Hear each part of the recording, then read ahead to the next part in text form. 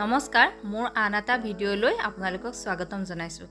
আজি মই আপোনালোকলৈ লৈ আহিছোঁ সৰু মাছৰ পিটিকা। আহকচোন মইনো কেনেকৈ বনাওঁ চাওঁ। সৰু মাছৰ ৰেচিপিটোৰ কাৰণে মই লৈছোঁ 100 গ্ৰাম সৰু মাছ, এটা মিডিয়াম সাইজৰ পিঁয়াজ, এটুকুৰা আদা মই খুন্দি লৈছোঁ, 3টা কেঁচা জলকীয়া, 4 ফুটা নহৰু খুন্দি লৈছোঁ আৰু অকণমান নিমখ, এচামুচ মিঠাতেল। মই এখন কেৰাহী পাতি লৈছোঁ, তাত মই সৰু মাছকেইটা দি দিছোঁ।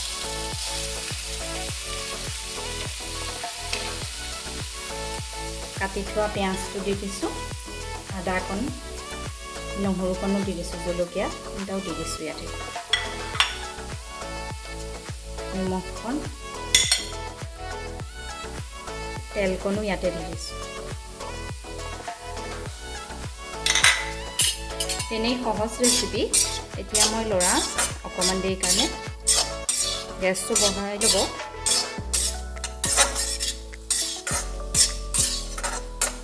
এতিয়া 5 মিনিটৰ কাৰণে মই এনেকৈ ঢাকি থ'ম।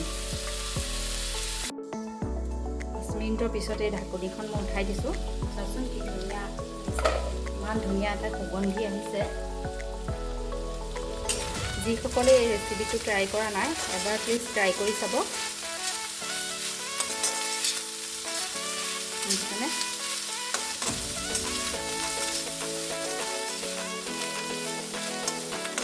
ইয়াত এতিয়া কেঁচা ধনিয়া অকণমান দিব পৰা হেঁতেন ভাল আছিলে, কিন্তু মোৰ এতিয়া কেঁচা ধনিয়া নাই।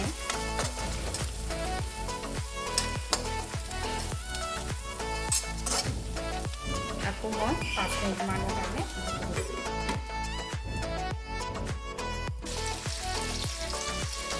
5 মিনিটৰ পিছত দেখিছেনে,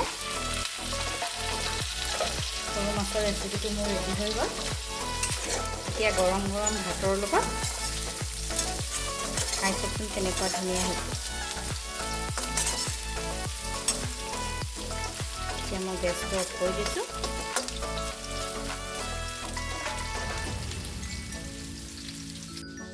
দেখিছেনে, সৰু মাছৰ পিটিকা মোৰ ৰেডি হৈ গ'ল।